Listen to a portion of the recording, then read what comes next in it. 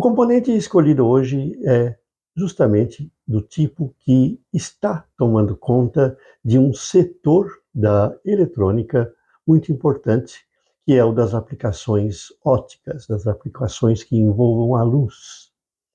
E, de fato, não apenas os emissores de luz, mas os sensores de luz, eles estão tomando corpo no sentido de que eles estão abrangendo todo o espectro visível e muito mais. Eles estão abrangendo também a parte do espectro que não é visível.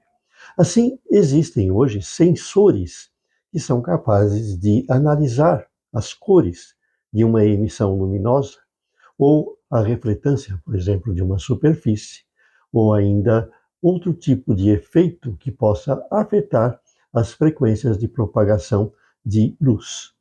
Então, o nosso componente escolhido é um sensor de luz multiespectral de 14 canais.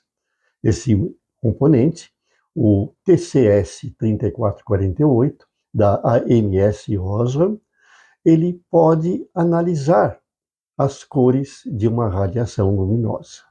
Isso é muito importante, como eu já falei, porque ele está ocupando aí um tipo de aplicação cada vez mais importante na eletrônica, a optoeletrônica, né? Que ela trabalha com a emissão, análise e diversos tipos de comportamento da luz, mas em função da sua frequência.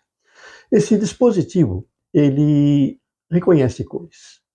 E ele tem, assim, uma grande gama de aplicações, constando de um sistema sensor projetado para análise precisa das cores, com diversos pontos escolhidos do espectro.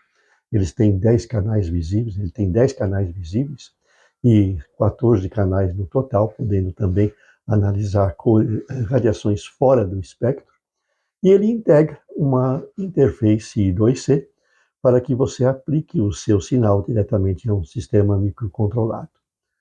E é lógico que entre as aplicações que a gente encontra é o aprendizado de máquina, em que ele pode ser usado para que máquinas possam aprender a reconhecer objetos pelas suas cores.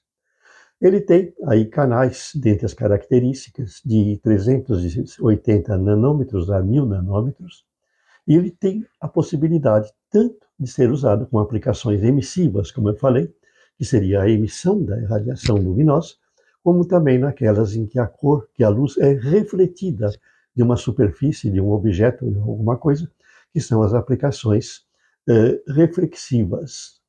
E ele tem uma baixa tensão de alimentação, 1,8 volts. Ele pode ser configurado para um modo de espera e ele pode ser acionado por interrupção.